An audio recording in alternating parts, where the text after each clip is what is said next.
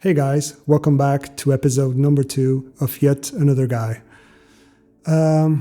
So I would like to first thank everyone that commented on the first episode. Of course, there weren't many, but that would be expected, of course, from a channel that was just created. I would like to thank everyone that commented on the video, not only on the YouTube channel, but also I received actually a lot of messages, private messages, and thank you everyone. But by the way, feel free to comment on the video itself on the channel, so that other people can see the messages and also comment on them and so on. But I'm very appreciative of all the messages that I received and comments.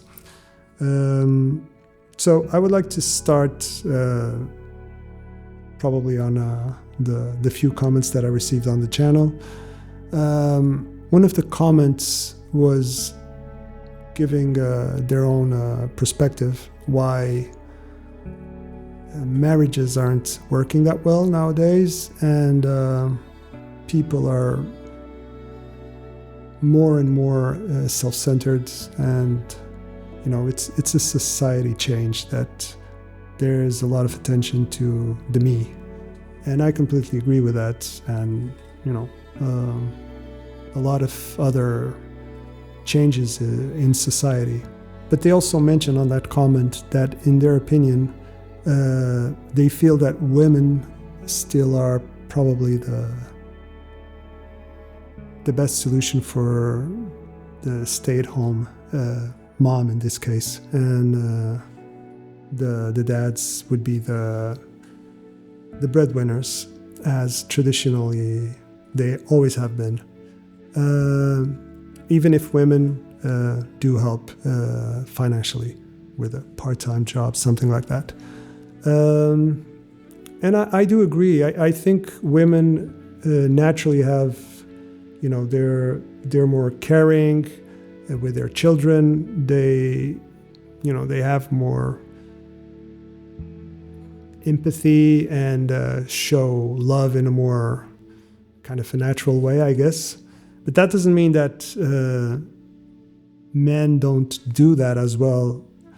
And also that there are also women that aren't able to do that and have struggled a lot with that. So, but I do understand that, and it makes sense. The thing is that obviously that contradicts the position of women wanting exactly that freedom to choose a career and not to be the person that stays at home. And so it's kind of, this is obviously a hot topic. Basically what I think is that there has to be complementary, functions. If someone gives from one side, the other one obviously should give from the other side. And regarding still that conversation we had before on the first episode, is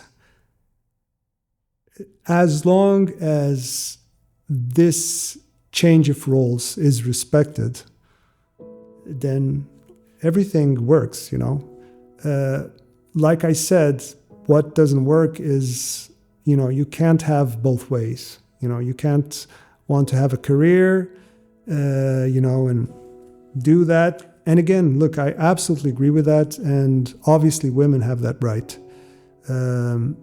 But if the roles then change, the man that stays on that position, the man that stays in that role should have exactly the same rights that women have. And obviously, mainly if there is a divorce afterwards, because it's not fair in any way that when things don't work, women have, all this help and are viewed, and rightfully, that they deserve help from their partners, also government subsidies, and even legal help regarding protecting them in that regard. When that situation changes, if the man is the stay-at-home dad, that doesn't happen. So yeah, that was my point on the first episode. But yet again, complementary is really kind of the important point here. Every couple in a relationship or marriage, they have their own characteristics and things that they are better at. For example, if I talk about myself regarding this, I was always the person that was a better negotiator. For example, if a company is trying to sell you something and negotiating a price, I certainly was the person that would deal better with this type of situation. Or also, if the phone company or the internet, whatever, the price went up without us being informed and with no reason at all, I would be the one that would call them and say, hey, what's happening? This is not right, and make things just work. On the other hand, my partner was much better than me, taking care of bills, bureaucracy, making sure that things were taken care of in a timely manner. And to be honest, I always had a serious problem dealing with anything that is paper, bureaucracy, anything like that. So it was kind of a natural thing. We just, we compensated each other in a very good way. And even with things like the way we would be playing with our child, each one of us would, do different things. She liked very much board games and things like that. And I'm much more, into the physical stuff, as any guy is, and father most of the time. So, that's what I mean with the complementary. And as long as it's balanced, that's the whole point of it. And in fact, a marriage is really about this. It's an agreement of how we will do things and to make it work. It's a contract. It's like, how will this company be successful? Obviously, besides love and company and friendship, all that, of course. But it really has to do with this as well. The other comment on the video was more about how men have so much difficulty in talking and expressing themselves, and that it has to do with social norms that somehow we've learned from generation to generation about how men should act and what is to be a man, and all that type of things. Because on the comment, the person mentioned, I tip my hat to you for being able to talk about these things, as in most men don't do that. And this is exactly why, men also struggle so much. We are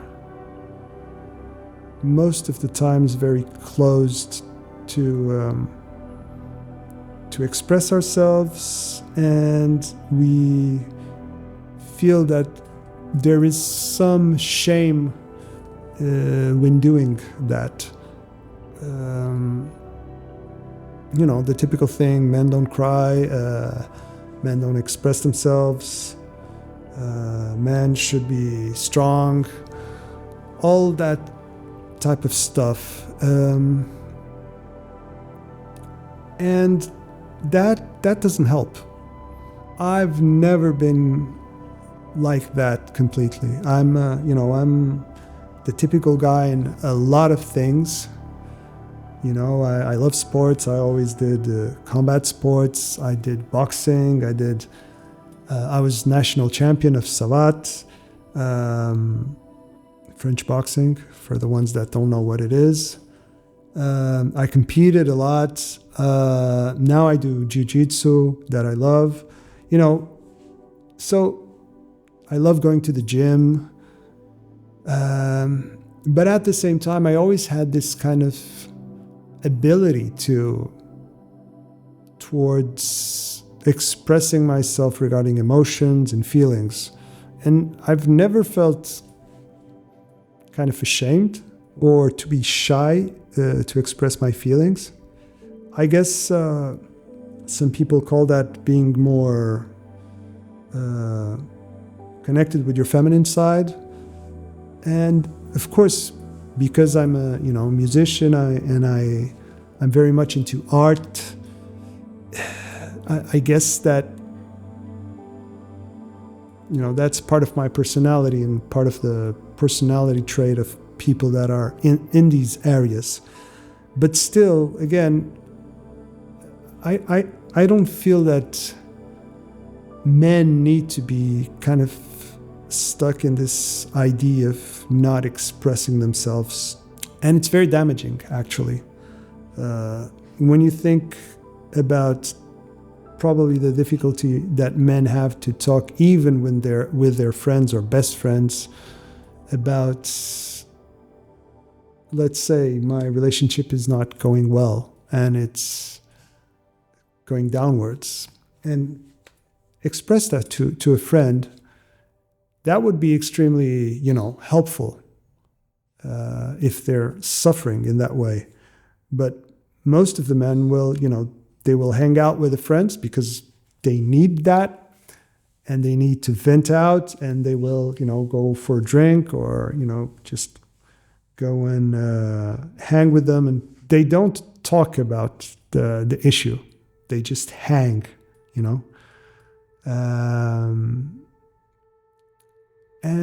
And again, for example, that is related to the situation of most men still there's still this stigma about going to a psychologist and having therapy.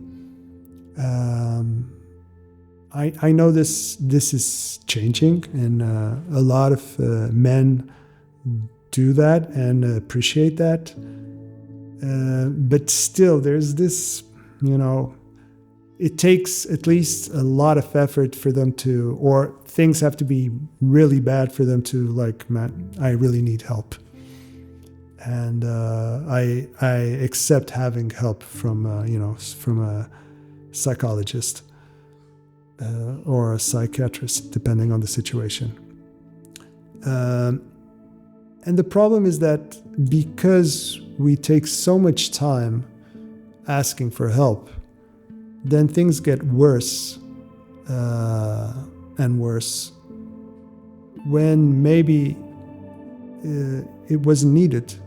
Another thing, for example, for men that is very difficult is, and this is very much because we exactly have these such strong norms about what it is to be a man. The strong guy, the protector. When you age, and it happens to everyone, you start losing some of these qualities. Being strong, being the person that is the protector of your partner or of your children, but you still are that person. But the thing is that physically, you start losing the ability for these things. And it's very difficult for men, for example, to age in that way. Women, it's for other reasons. And of course, I acknowledge that, obviously. Men, it's like we are so stuck into this role that, again, let me give you a example. I always did boxing and jiu-jitsu, like I said. And of course, with aging, you start feeling that you're not able to be at the same level, but you still have that competitive thing inside. And it's so difficult, like in jiu-jitsu, you're rolling with a 21-year-old kid, and I'm 51, so I'm more than double his age, and it's funny because you still have this mindset of being very competitive, and although the kid obviously has an absolute advantage of stamina, strength, cardio, muscle power, all that stuff. But you are still like, nope, you're not gonna win. And of course, I think that what we have to do is little by little kind of accepting it's okay. It's okay to not be that person anymore, because you're not that person anymore. You're not 20, you're not 25, you're not even 30, and you have to accept that, and in a graceful way. But it takes time. I went through that, and now it's completely like I'm going there. When I do these sports, I do it for pleasure. And of course, I'm still doing my best, and I'm still being stubborn and competitive. But I have to remember, the point is, I don't want to hurt myself, of course. I would also say, regarding all these, ideas that we have about what is being men, and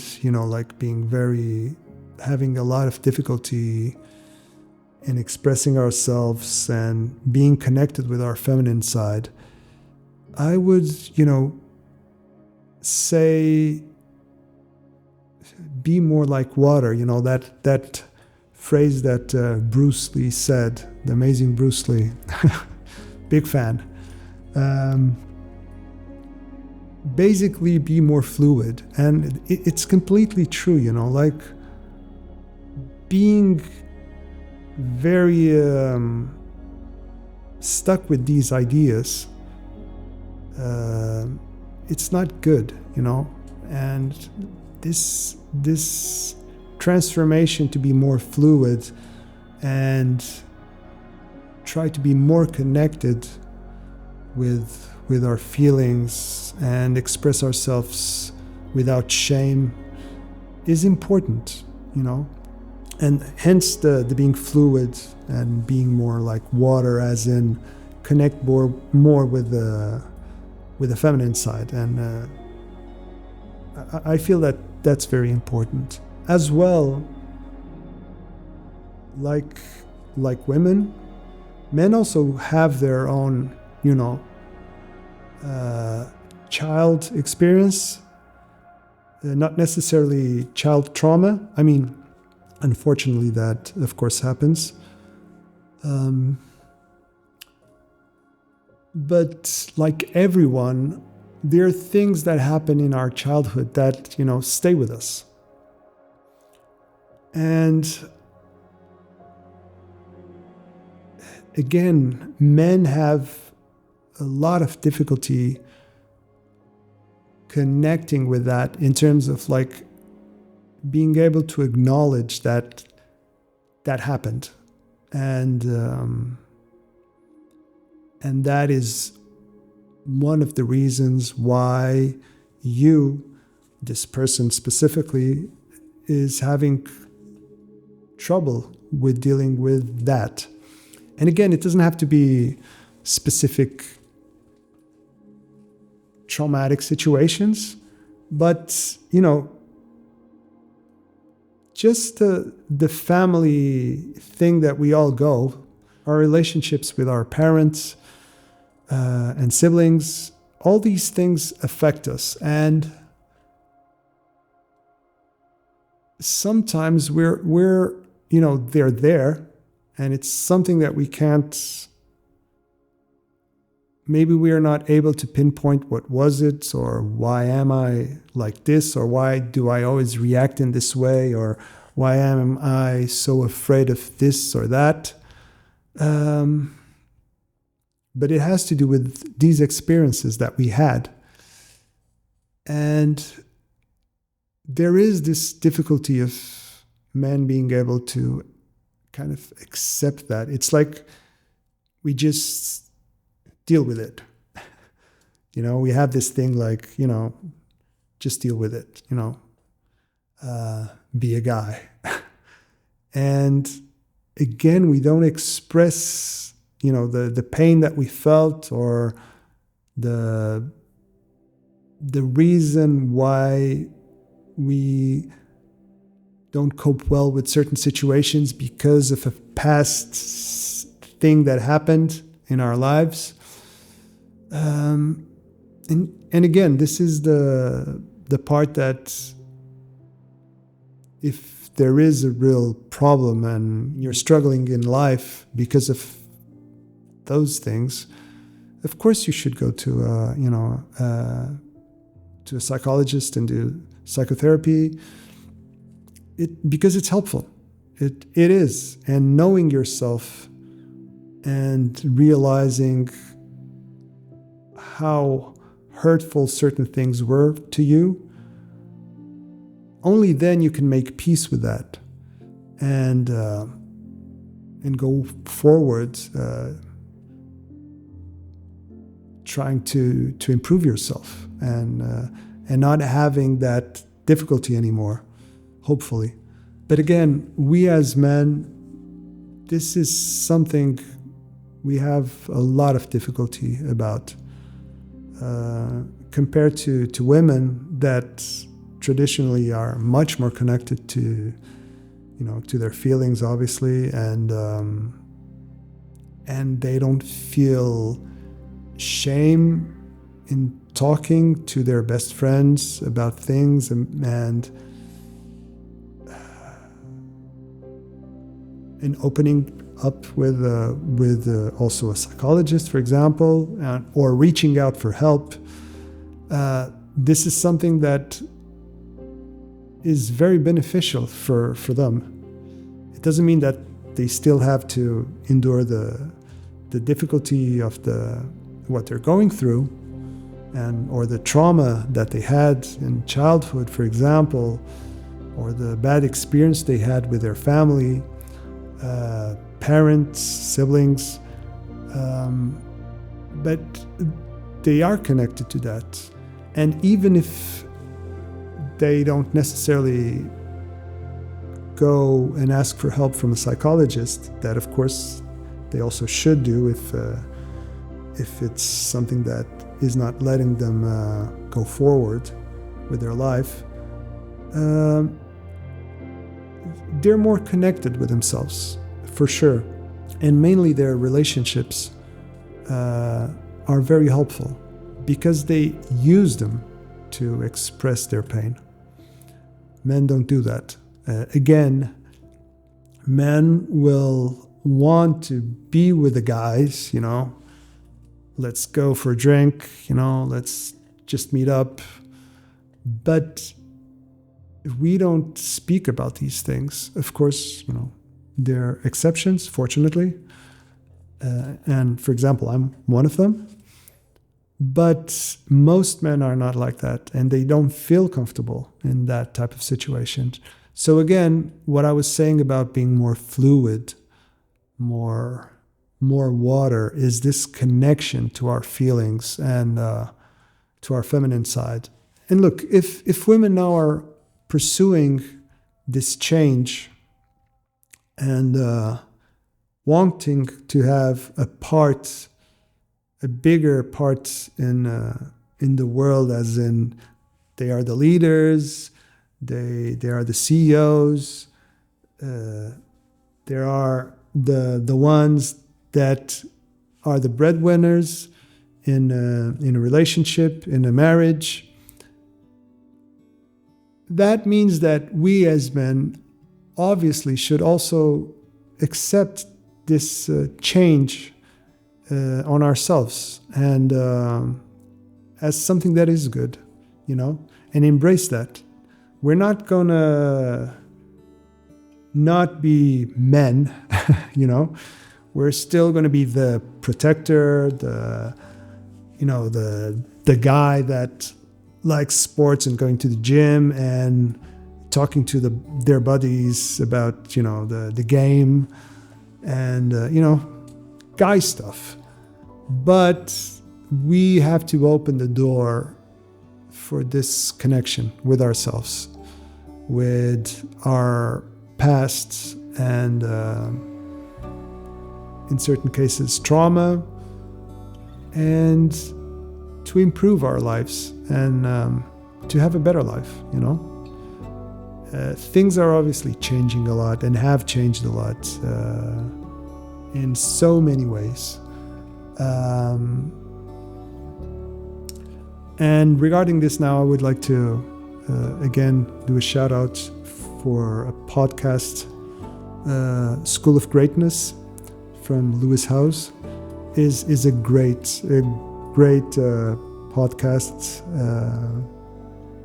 and he's very much into exactly men's health and men's mental health, and he constantly interviews people that they're very knowledgeable and about all these areas that affect men. And I would suggest, if you don't know this podcast, that would be strange because he's so famous at this point.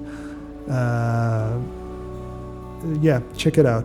It really has a lot of material there that is very useful for us men. It's not only about that, but for sure you will find a lot of interesting things there. I'm so appreciative of the messages, private messages that I received, and the comments on the video, and expressing their opinions.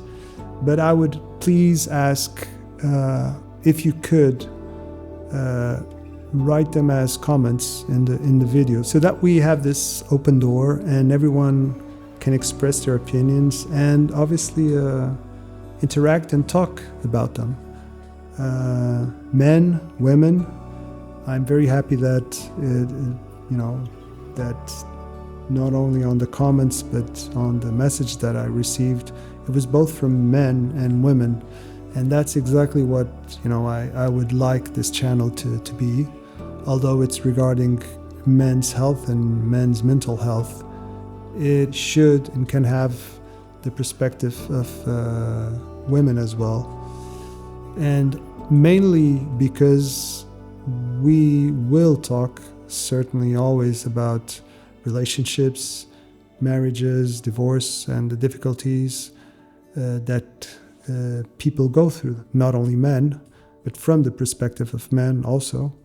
So I'm looking forward for the next episode and to have you guys there. So cheers. Have a great evening.